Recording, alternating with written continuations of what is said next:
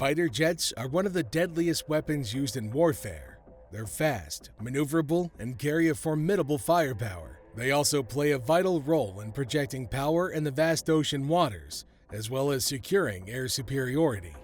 They provide cover for aircraft carriers and other military ships, and conduct precision strikes and attacks to neutralize maritime and terrestrial targets.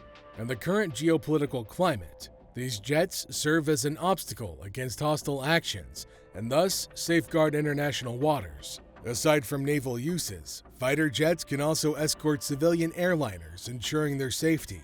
They were introduced first in 1944 when the German Messerschmitt Me-262 was deployed into service in the World War II era. Fighter jets are designed to engage and eliminate any enemy aircraft. Many modern fighter jets are equipped to conduct ground attack missions, including striking ground enemy targets, such as vehicles or extended ground personnel. This capability is crucial for the Navy as it provides protection and support to friendly ground forces. They're also responsible for carrying out aerial reconnaissance missions by gathering intelligence about enemy territories. This information is then reported back to the commanders and helps in decision-making and planning their next move. Being very versatile, fighter jets are suitable for many other missions, including electronic warfare, in which they can disrupt the enemy radar signals of adversaries and make themselves invisible, as well as air-to-air combat, ocean patrolling missions, ground assault operations, etc. This versatility makes fighter jets an incredibly valuable asset in the eyes of the militaries around the world. However, there can be some situations where the fighter jet encounters a missile on its tail. It's a moment of intense concentration where split-second decisions and razor-sharp execution can mean the difference between victory or demise for a Navy fighter pilot. Approaching a locked-on missile indicates a practice sequence. As the pilot fires, his mind is filled with numbers and options. What kind of gun and rocket is it? Is it possible for a rocket to hit a fighter jet? What are the pilot's choices for getting away? Picture yourself falling through the sky with a red lock-on warning on your visor. Your heart's racing. Having a missile right behind you is one of the most nerve-wracking things that can happen to a fighter pilot. But before the urge to fight or run away takes over, a calm mind needs to figure out what the threat is. And the enemy in this air battle comes in 3 different types. To begin, some missiles look for heat, such as the Viper. It's like a snake that wants to be warm and it's hungry. Missiles that look for heat, like the A-9 Sidewinder, focus on the infrared path of the jet's engine. Picture a fiery red line whose sensors are on fire with the desire to burn your plane to the ground. These small, dangerous jets are great at dogfights, and they can follow your every move and turn. Then there are the wolves that use sensors to find their way. While the visceral heat seeker is an emotional hunter, radar-guided missiles like the A-10 AMRAAM are more scientific. They use radio signals to keep track of your every move and show them on their screens where you are in a cold, planned and calculated way. It's like fighting a Vulcan. You can think of them as robotic dogs that are looking for your dot in the vast world of computers. They can attack from far away, so they're always a danger even when you can't see them. Lastly, there's the anti-radiation killer. While the first 2 missiles are aimed at the plane itself, the AGM-88 HARM and other anti-radiation missiles are aimed at different things. The enemy's radar systems are its eyes and ears, so it sneaks past barriers to take them out before the real fight starts. These missiles save the lives of pilots who are flying in highly guarded airspace by making it possible for them to attack their targets without being shot down by threats that they can't see. So what do they do when they're finally killed? The result of such a chase depends on a lot of different factors, with distance being one of the most important, but not the only one. With smart planning and quick thinking, a skilled pilot with a well-equipped plane can make up for a lack of distance. Still, the missile's jaws are always tightening, so every meter counts. This makes distance valuable. The classic way to avoid something is to do a high-G move. The thought of a fighter jet flying through the air quickly and doing tight spins and barrel rolls would make even the most experienced roller coaster fan wince. Often reaching 9 Gs, these sudden changes in direction mess up a missile's tracking system. Heat-seeking missiles have a hard time staying locked on a target whose thermal signature is changing all the time. But high G turns aren't just pushes and pulls. Pilots who are well adapted to their roles often know how to find the right mix between speed, turn radius, and G-force tolerance. A gravity turn, also known as a G-turn, is a maneuver commonly used in aviation, specifically during flight. It helps change the direction of an aircraft swiftly. They're called G-turns because the pilots experience severe G-forces during these turns. G-force is the amount of force that is exerted on an object due to gravity or acceleration. G-forces are commonly experienced in various situations, such as rapid accelerations in vehicles. High G-forces can also exert a lot of stress on the human body, resulting in a loss of consciousness. During a G-turn, the aircraft uses the force of gravity to assist in turning. G-turns can also be referred to as high-speed turns made by aircraft, especially those that come with high maneuverability.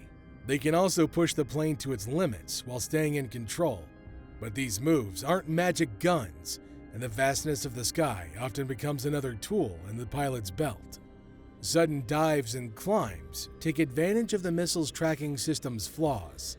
When facing radar-guided missiles, a quick descent can quickly separate the pilot from the threat by land or even the Earth's curvature. For heat-seeking missiles, a rise can change the heat signature of the plane, which can send the missile off course. But changing elevations can be dangerous. Going down too low can make it harder to move and make ground-based barriers more dangerous. But if you go up too high, on the other hand, the air gets thinner, which lowers engine power and slows down the plane. The goal of this tricky game of hide-and-seek is to find the sweet spot in your aerial defense. In these situations, a good lie can be the best defense. It keeps the missile guessing by jinking, which is a series of sudden, surprising changes in direction. Can you picture a fighter flying through the air like a bee and avoiding swatters? Because it moves all over the place, the missile has to keep changing its direction, which wastes fuel and lowers its chances of success. The terrain can also be a good friend. The natural features of the Earth can be used as shields for areas that hug coastlines or skim mountain slopes. However, evasive moves are only one part of the issue. When a missile colors your plane with its hungry eyes, you can't just use brute force to solve the situation. You can turn into a ghost in the machine, a shadow that flits through the sky, carrying a variety of defensive measures. For example, chaff, flares, and ECM all use this language. People know that chaff is one of the best ways to mess up radar tracking systems out of all of the other options. These carefully cut and shaped aluminum strips are fired in coordinated salvos to make a temporary snowstorm of false targets. This planned metal cloud overwhelms the missile's radio seeker, breaking its lock for a short time and giving the plane a much-needed break. This allows for more time and extra maneuverability, as well as for the pilot to get into a more advantageous position to deal with the threat. But using chaff effectively takes careful planning of when to use it and how to manage the resources that you have. When chaff is dropped too early, it can let other threats know where the plane is, but it might not confuse the target weapon enough. If you spread the chaff too late, on the other hand, the plane could still be tracked and attacked. To properly use the countermeasure at the right time, the pilot must have a deep understanding of both the missile's strengths and its weaknesses, as well as a deep understanding of how chaff spreads in the wind. Due to flares, silence is no longer a choice in the cockpit, where peace is broken by a single blip on the radar, which means a missile launch is about to happen. Here, electronic defenses, or ECM, become incredibly important.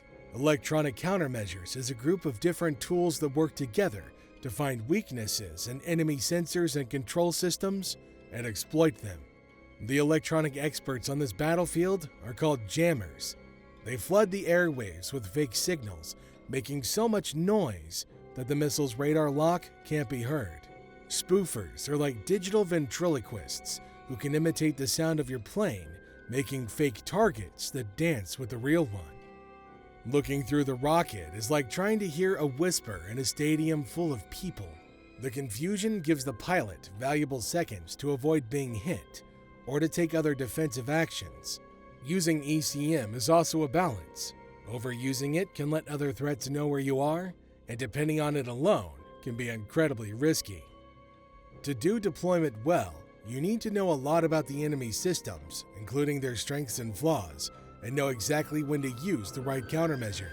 If nothing else works, escape is the last thing that can be done to save a pilot's life. However, jumping out of a fighter jet is not like a movie thrill ride. It's a harsh, high-stakes move that should only be used in the worst of circumstances. When the pilot sees an approaching missile that is meant to kill, he slams the ejection seat handle shut.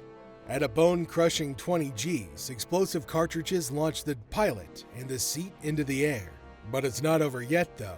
When the pilot ejects, the canopy shatters, and there's a deafening roar, a painful G-force squeeze, and the cockpit disappears into a blurring mass. When it's safe, the seat sends out stabilizing rockets and drag chutes to slow down the climb. The pilot could physically throw off the seat before the main parachute opens, which would be a weak attempt to fight gravity. The pilot uses cords to guide the fall to a safe landing, hoping for soft ground. A flat field is better than harsh mountains or cold water.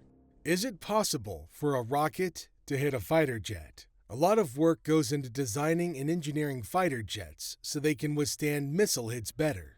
What makes a fighter jet able to survive a missile hit depends on many factors, such as the type of missile used, where the impact happens, and the fighter jet's special design and construction.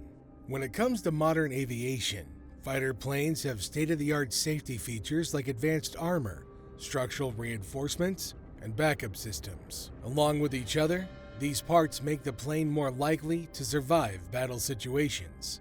The modern armor that's built into fighter jets is their main defense against missile attacks. This armor is carefully put in to lessen the damage that could be done by the impact by absorbing and spreading out the kinetic energy to protect important parts as much as possible. Structural reinforcements make the plane even stronger, making sure it can handle the powerful forces that a missile hit would create. The smart way these reinforcements are built into the airframe makes it stronger and last longer. By having backup systems, fighter jets can keep doing important things even after being hit by a missile, which increases their chances of survival in combat. The type of missile a fighter jet faces also affects how well it may stay alive and survive a missile impact. Different missiles have different skills, such as having explosive warheads or advanced guidance systems. Fighter planes are built to defend themselves against certain types of missile threats by having defenses that can either avoid or stop incoming projectiles. Because missile technology is always changing, fighter jet design has to keep getting better too. Only then can we effectively deal with new threats. When figuring out what happened after a missile hit a fighter jet, the place where the contact happened is incredibly important. Different parts of the plane are vulnerable in different ways, and the design takes this into account by protecting the most important parts first.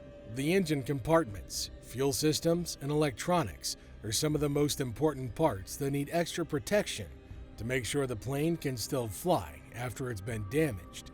Even with these high-tech defenses, a missile hit still poses a serious threat to both the plane and its pilot. And in many cases, the pilot may still have to jump out of the fighter jet to make sure that everybody is safe.